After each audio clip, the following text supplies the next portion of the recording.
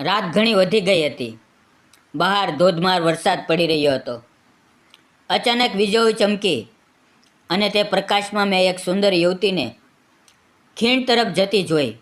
તે પોતાનું જીવન સમાપ્ત કરવાના ઈરાદે ખીણમાં કૂદવા જઈ રહી હતી. ત્યારે જ હું દોડીને ગયો, તેનો હાથ મજબૂતીથી પકડ્યો અને તેને પાછળ ખેંચી લીધી. તેના પ્રાણ બચાવ્યા પછી હું તેને મારી ઝૂંપડીમાં લઈ આવ્યો. રાત ઘણી આગળ વધી ગઈ હતી. તે ખૂબ જ સુંદર લાગી રહી હતી. તે સંપૂર્ણપણે વરસાદમાં ભીંજાઈ ગઈ હતી અને હું પણ ભીંજાઈ ગયો હતો. પછી મેં તેને શરીર લૂછવા માટે એક ટુવાલ અને પહેરવા માટે એક સાડી આપી. તે ધીમે ધીમે કપડાં બદલવા લાગી અને પછી આગળ કંઈક એવું બન્યું. તો નમસ્કાર મિત્રો, મારું નામ અશોક છે. હું એક નાનકડા પહાડી ગામની નીચે રહું છું.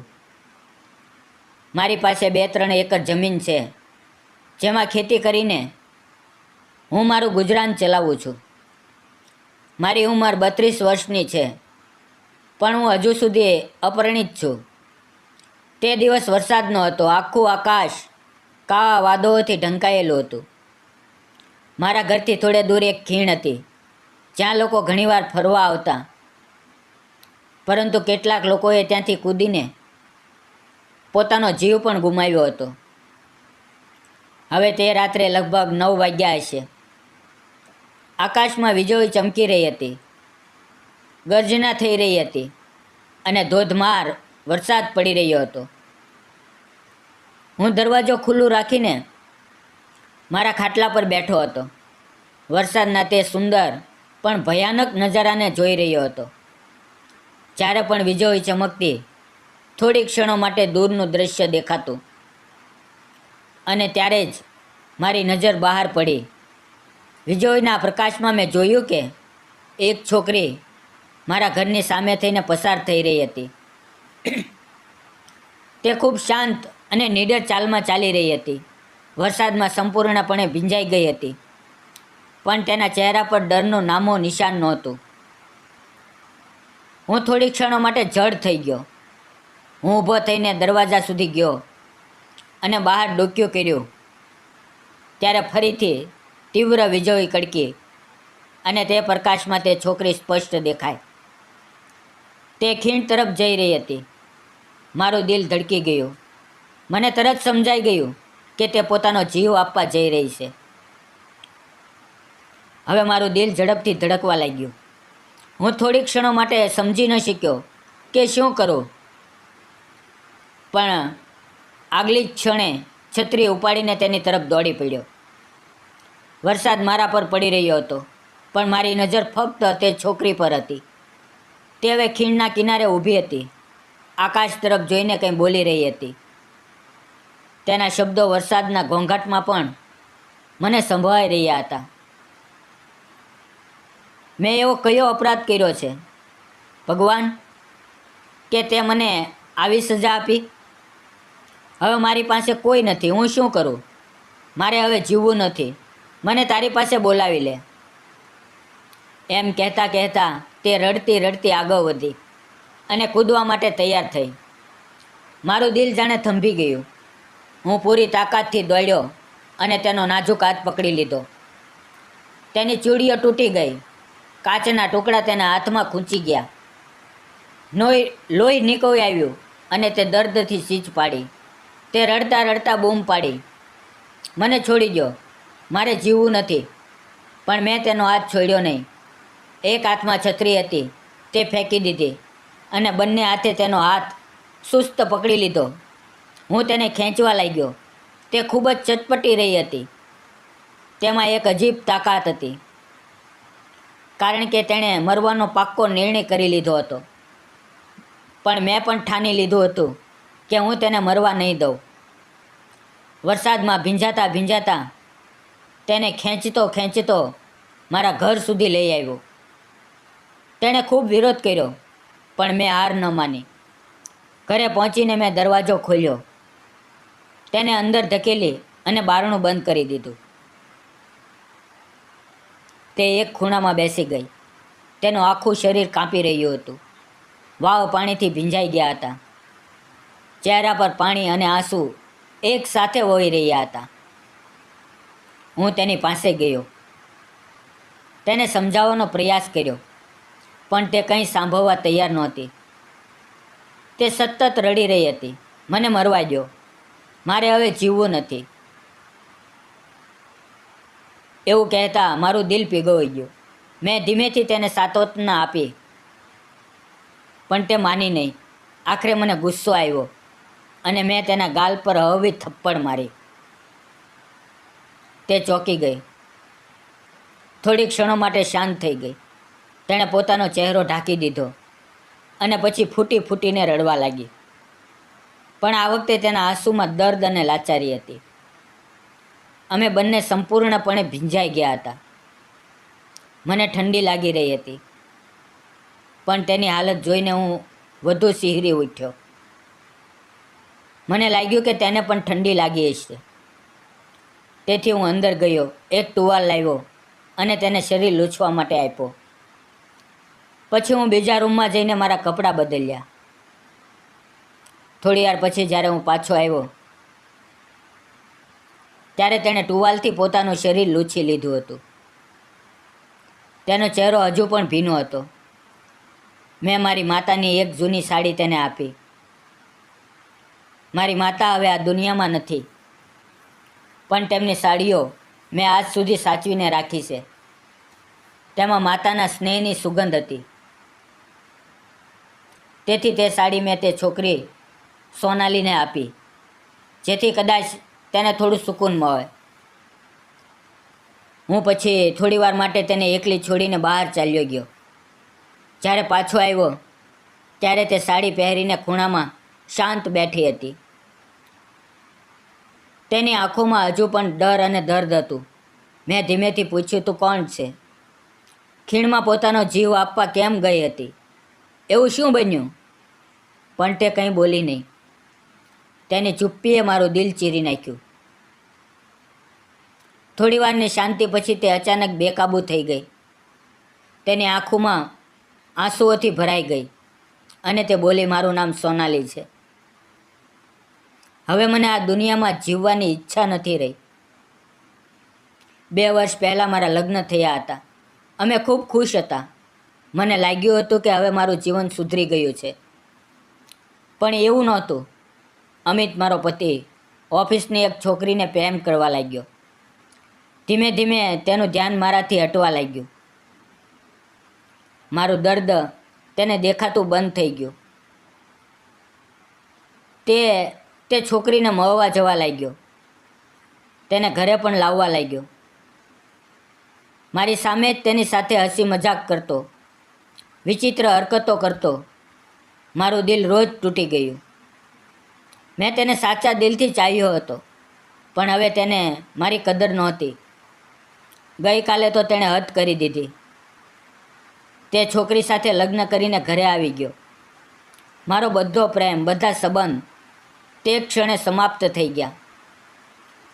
હું સંપૂર્ણપણે તૂટી ગઈ હતી, વિખરાઈ ગઈ હતી.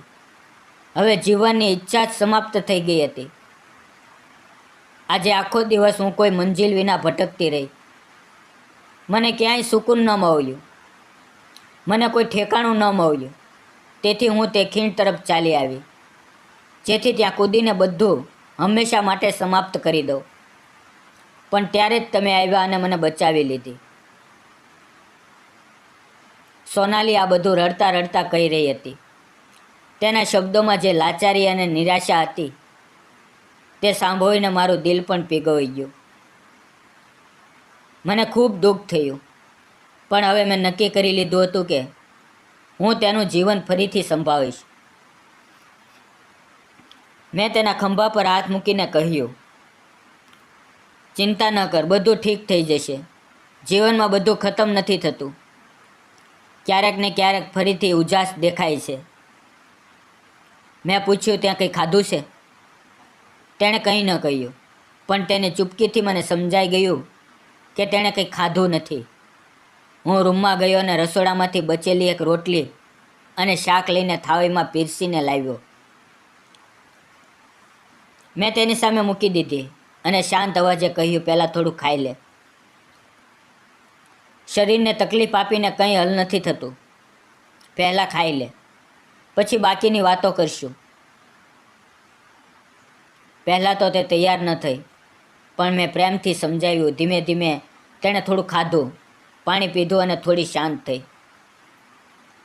તેના ચહેરા પર હજુ પણ દર્દ હતું, પણ તેની આંખોમાં એક હળવી કૃતજ્ઞતા ઝળકી રહી હતી. મેં કહ્યું, ચિંતા ન કર. જ્યાં સુધી મન ઈચ્છે ત્યાં સુધી અહીંયા રહે. હું છું ને. માણસ જીવનમાં ગમે તેટલો તૂટે ફરીથી ઊભો થઈ શકે છે. હું પણ મારા માતા પિતાના અવસાન પછી એકલો રહી ગયો, પણ મેં હાર ન માની. મેં ફરીથી હિંમત એકઠી કરી અને આજે હું ઊભો છું. દુઃખ તો બધાને થાય છે, પણ તેનાથી ભાગવાને બદલે તેનો સામનો કરવો પડે છે. ત્યારે સોનાલીએ મારી તરફ જોયું અને બોલી, પણ હું અહીંયા રહીને શું કરીશ? મારું ગુજરાન કેવી રીતે ચાલશે? મેં જવાબ આપ્યો, મારી થોડી ઘણી ખેતી છે. તું મારી મદદ કર, ખેતીમાં કામ કર, ખાવાનું બનાવ. હું તને સારા પૈસા આપીશ. સોનાલીએ મને આશ્ચર્ય અને થોડા વિશ્વાસ સાથે જોયો. તેની આંખોમાં આંસુની પાછળથી આશાની એક હળવી કિરણ ઝળકવા લાગી. તેણે પૂછ્યું, તમે એકલા રહો છો? મેં ધીમેથી કહ્યું, હા. મારા માતા પિતા થોડા વર્ષો પહેલાં ગુજરી ગયા. ત્યારથી હું એકલો જ આ ખેતી કરું છું, ખાવાનું બનાવું છું, પોતાની સંભાળ રાખું છું. માણસે જીવનમાં ક્યારેય તૂટીને બેસવું ન જોઈએ. રસ્તા હંમેશા મળી જાય છે, તને પણ મળશે. હું તેનામાં આત્મવિશ્વાસ જગાડવાનો પ્રયાસ કરી રહ્યો હતો. મારા શબ્દોથી તેને થોડું સુકૂન મળ્યું, કારણ કે તે થોડી વાર સુધી મને શાંત નજરે જોતી રહી.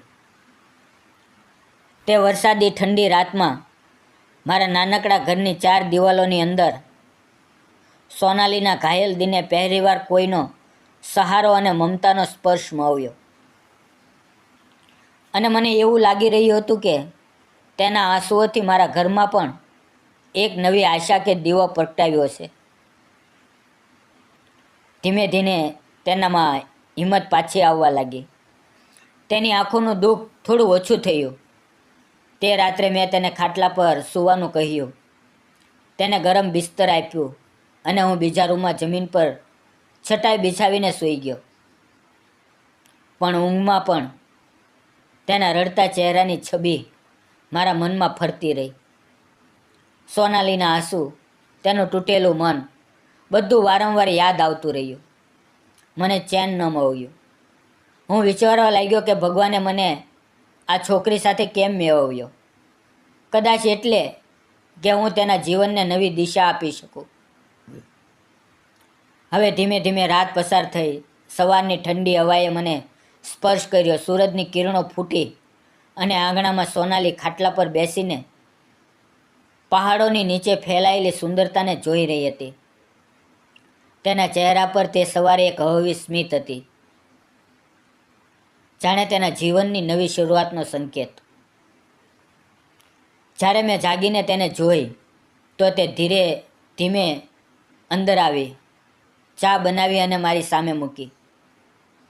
તે ક્ષણે મારી આંખોમાં કૃતજ્ઞતાના આંસુ આવી ગયા. આ તે જ સોનાલી હતી જે થોડા સમય પહેલાં મૃત્યુને ગળે લગાવવા જઈ રહી હતી, અને આજે તે જ મારી સામે ઊભી રહીને ગરમા ગરમ ચા આપી રહી હતી. મેં સ્મિત સાથે કહ્યું, સોનાલી, ક્યારેય હાર ન માન. જીવનનો અર્થ ચાલવું છે, રોકાવું નહીં. તે સ્મિત કરીને બોલી, હવે હું આપણા બંને માટે ખાવાનું બનાવીશ. તેના અવાજમાં આત્મવિશ્વાસ હતો. મેં હસીને કહ્યું, ઠીક છે, પણ પહેલાં હું તને મારી ખેતી બતાવું. પછી અમે બંને ખેતરમાં ગયા.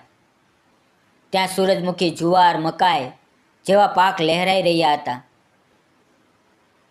હરિયાળી જમીન પર ઊભા રહીને સોનાલીના ચહેરા પર એક નિષ્કપટ ખુશી ઉભરી આવી. તેણે કહ્યું, હું શહેરમાં રહેતી હતી. પ્રકૃતિની આ સુંદરતા તો ભૂલી જ ગઈ હતી. આજે તમારા કારણે ફરીથી આ બધું અનુભવાઈ રહ્યું છે. તેના અવાજમાં જે સાચી ખુશી હતી તેણે મારા દિલને સ્પર્શી લીધું. અમે બંને આખો દિવસ ખેતરમાં મહેનત કરતા રહ્યા. વરસાદથી ભીંજાયેલી માટીમાં કામ કરવાનો એક અલગ જ આનંદ હતો. સાંજે ઘરે પાછા ફર્યા તો તે રસોડામાં જોડાઈ ગઈ. હવે તેના આંસુ ગાયબ થઈ ગયા હતા. ઉલટું તેની હાજરીથી ઘરમાં એક નવી ગરમાહટ આવી ગઈ હતી. ક્યારેક અમારી નજરો મવતી અને તે નજરમાં એક અનકહી મોહબ્બત જન્મ લેવા લાગી.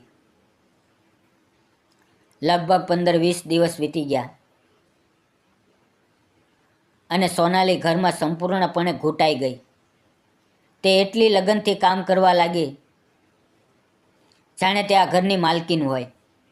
સમયસર ખાવાનું આપવું, ઘરના બધા કામ કરવું, ખેતરમાં મદદ કરવું, બધું જ તે પૂરા દિલથી કરતી. ધીમે ધીમે 1 મહિનો વીતી ગયો. મેં એક દિવસ તેના હાથમાં થોડા પૈસા આપવા માંગ્યા, પણ તેણે ના પાડી. તેની આંખો નમ થઈ ગઈ અને બોલી, તમે મારો જીવ બચાવ્યો. આ મારા માટે ખૂબ મોટી વાત છે.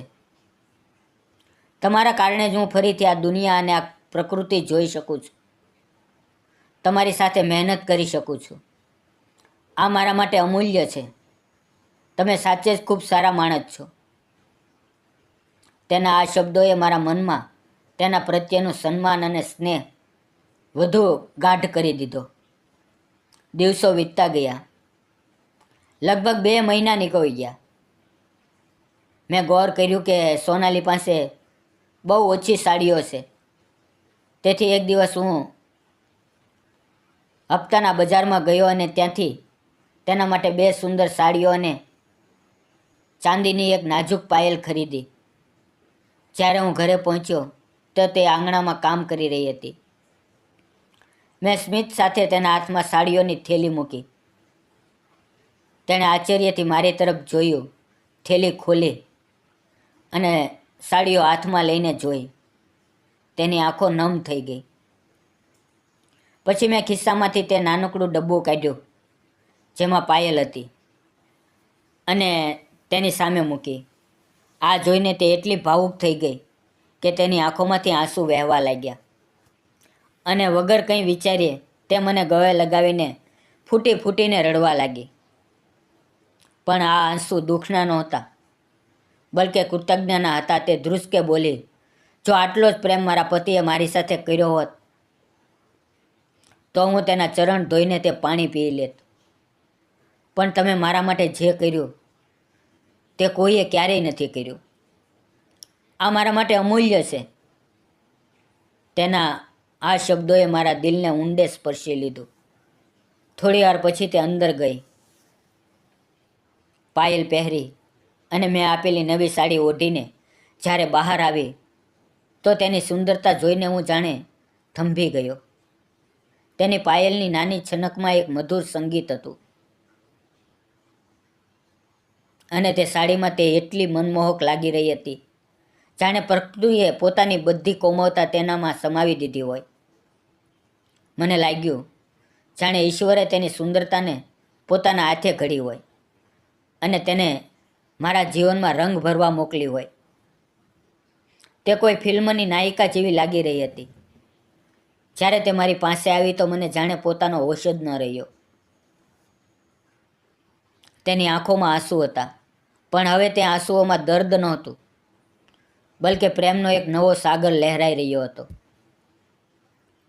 મેં ધીમી રીતે તેનો કોમળ હાથ મારા હાથમાં લીધો અને તે જ ક્ષણે મારી આંખોમાં પણ આંસુ આવી ગયા. કારણ કે મેં અનુભવ્યું કે અમે બંનેએ એકબીજાનું દર્દ સમજી લીધું હતું અને હવે અમારા બંનેના દિલોમાં એકબીજા માટે સાચો પ્રેમ ઉભરાવા લાગ્યો હતો. ભાવુક થઈને મેં તેને મારા હૃદય સાથે ચાપી લીધી અને તે પણ મારા આલિંગનમાં પીગળી ગઈ. તે આલિંગનમાં અમારા દિલ એક થઈ ગયા, જાણે 2 અલગ રાહો હવે એક જ મંજિલ તરફ ચાલવા લાગી હોય. તે ક્ષણે શબ્દોની જરૂર નહોતી. એવો અનુભવ જે ફક્ત અનુભવી શકાય, કહી ન શકાય. ધીમે ધીમે અમારો સંબંધ વધુ ગાઢ થતો ગયો. દરેક દિવસ સાથે તેમાં અપનાપણું, ભરોસો અને મોહબ્બત વધતી ગઈ.